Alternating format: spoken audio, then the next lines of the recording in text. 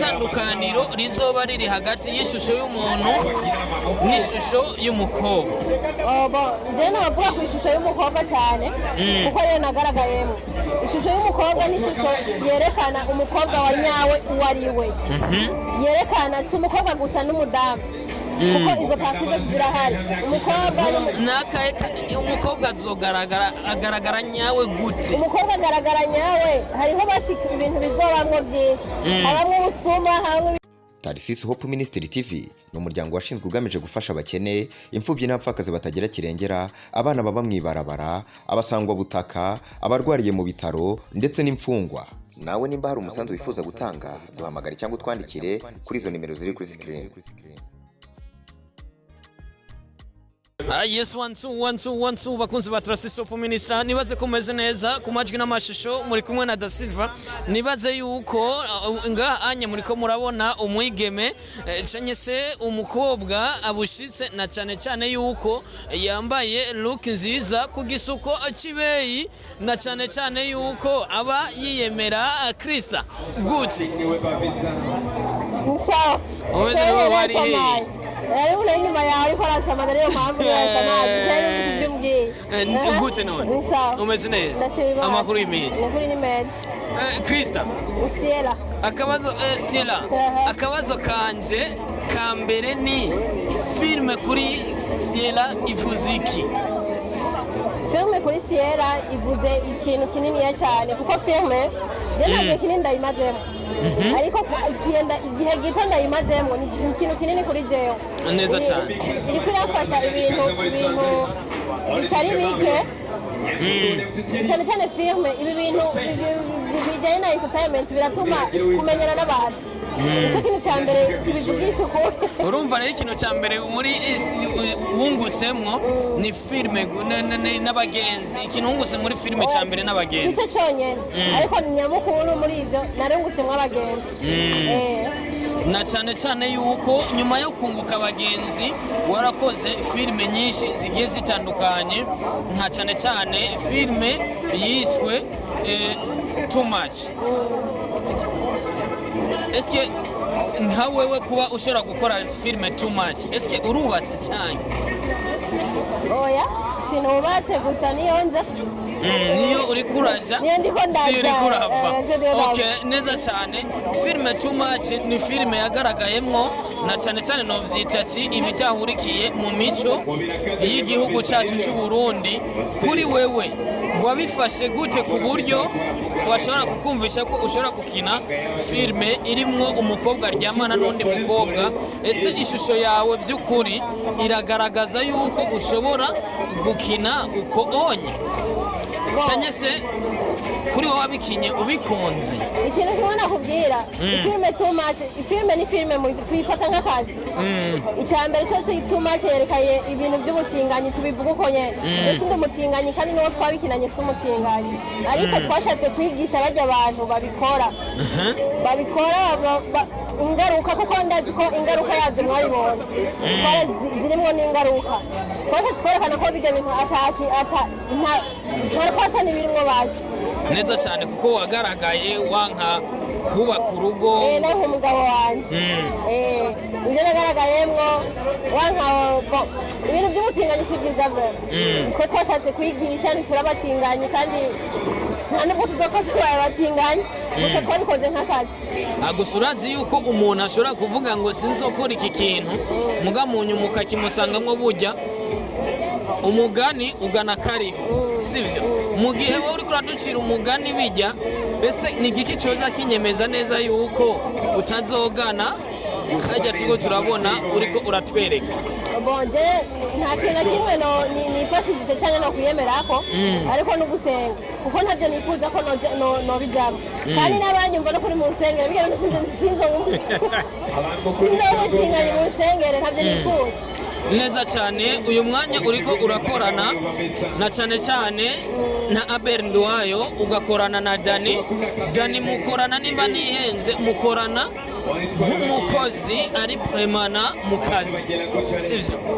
ese bajya mu mafilme yandi atandukanye na cyane cyane ya bere n'abandi bagiye batandukanye ntashobora kuba nazi bo bamukorana nk'ikiraka baguha amafaranga ese y'amahera bayaguhaye aja muri ibikore TV company cyanke bigenda gute sinzi icyo kibazo Daniel yacishuye yavuze yuko umuntu wese aba akeneye kugeza kuva muri aka kanya aca kuri bikore TV hama bikore TV je bikamenyesha ibyo baba bavuganye nyimba tubyuzuzanya je nawe nkagenda nkakora tubyuzuzanye naho urumva bivuze yuko kuri wewe urashobora gufata decision no kuri bikore TV barashobora gufata decision yego nukuvuga ntabwo uri muri management ya bikore TV ndi muri management ariko amasezerano agira icyo avuga sibyo mugabo nawe nyemega hariho umuntu akuze nako amananiza yego ananiye ko amananiza ntavyo mba nshoboye ariko ataramananiza turabyumvikana ko nkakora nukuvuga mu gihe urabona ahorera akabazo gaca kaza tusha tuja ku cyari cyadukoranije aho no munsi nimba wumva yuko mu gihe wowe ubwawe ushaka gufata decision ukajya gukina filme cyangwa bikore TV igafata decision ese mu gihe hagati yawe bikore TV nawe biba mutabihuje nta kantu gava kaza ati je bambaniye kuba nashoboye kuvuga ati nge no gategereze ndabwira ikintu kimwe nta kintu kimwe tutohuriza kuko twese tuba twariyemeje turafite ibyo tuba twiyemeje nta kintu kimwe tutohuriza ko byose twarabihurije ko kandi n'abazondondera tuzobihurizako okay neza cyane n'abandi bazobarondera muzobihuriza ko kubera yuko nimba ikintu mushobora kuba mwagishize ahagaragara na cyane cyane uno munsi mwadukoranije mwisunze filme yiswe ishusho y'umukobwa sivyo hakaba hariho iyindi filme yitwa ishusho y'umuntu nijya itandukaniro rizoba riri hagati y'ishusho y'umuntu n'ishusho y'umukobwa je navuga ku ishusho y'umukobwa cyane kuko rero nagaragayemo ishusho y'umukobwa ni ishusho yerekana umukobwa wa nyawe uwo ari we yerekana si umukobwa gusa n'umudamu kuko izo parti zose zirahari umukobwa agaragara nyawe gute umukobwa agaragara nyawe hariho basi ibintu bizobamwo byinshi habamwo ubusuma habamwo ibintu byose ububwa ibiki bazobibona umuntu azokurikira iyi filme azobona ko iryo zina ribereye ni ishusho y'umukobwa ishusho y'umuntu nayo nibaza ko ari umuntu umubuze umuntu twese turabana nawe uri umuntu urumva nawe ishusho yawe uri umuhungu ikijamwo cyangwa umugabo cyangwa umuntu wese ariko nimba ishusho y'umukobwa uwavuze akantu ngizo bigaragaza na cyane cyane umukobwa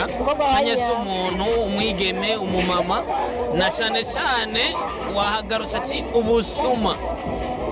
ese n'ubwaye busuma kuko hari ubusuma butandukanye ubusuma bumeze gute urabona uvuze ngo ubusuma basi ngo dufate wowe turakundanye nakubwira ko amanyanga ntafise undi muntu inyuma tugendana bisigura ko hariho umwe muri mwebwe ndiko ndiba kubera ko hari igihe ushobora kwiba ibintu ushira ujya hariho umwe muri mwebwe mba ndiko ndiba rero niyo sanse birimwo nyene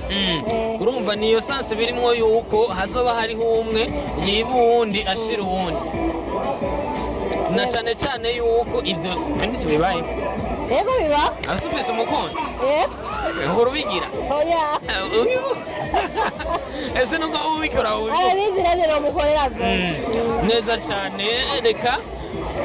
mvuga aka kabazo kamwe ndakakubaze tuca turangiza kubera yuko n'umwanya uri kuratujana n'ikirere si cyiza ndagusavye umbwire igitero cya kabiri cy'idarapo cya Burundi bwacu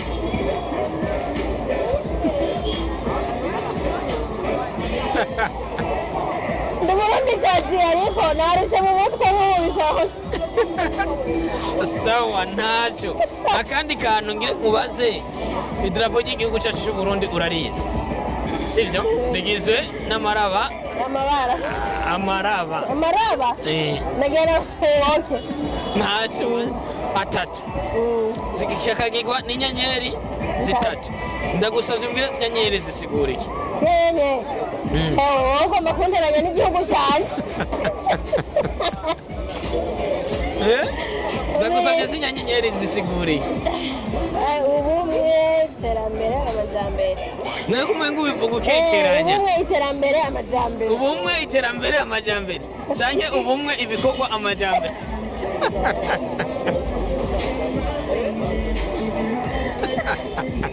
icyo kintu gikata nuko oya birazwi je sinigera nkata urumva birazwi je sinigera nkata neza cyane ndagushimiye nibaze yuko umunsi zo gukenerana cyane cyane yuko bamudushigikira rega mwe mwamaze kubaka amazina hari igihe umuntu umushe kuri stati gusa biba bihagije Yesu bakunzi wa Trasiso ku ministra nibaze yuko twagiranye ibihe byiza na cyane cyane yuko yansavye yuko ari je nza gukata muga muranzi je nta kintu nkata birazi je nta kintu nkata Yesu bakunzi wa Trasiso ku ministra nibaze yuko mwari kumwe na Silva kuri mic na cyane cyane ku majwi n'amashusho mwari kumwe na Silva mu kingwanyi ndagushimiye ciao ciao ISHUSHO Hope Ministry TV ni umuryango washinzwe ugamije gufasha abakene, imfubyi n'abapfakazi batagira kirengera, abana baba mwibarabara, abasangwa butaka, abarwariye mu bitaro ndetse n'imfungwa. Nawe nimba hari umusanzu wifuza gutanga duhamagare cyangwa utwandikire kuri izo nimero ziri kuri screen.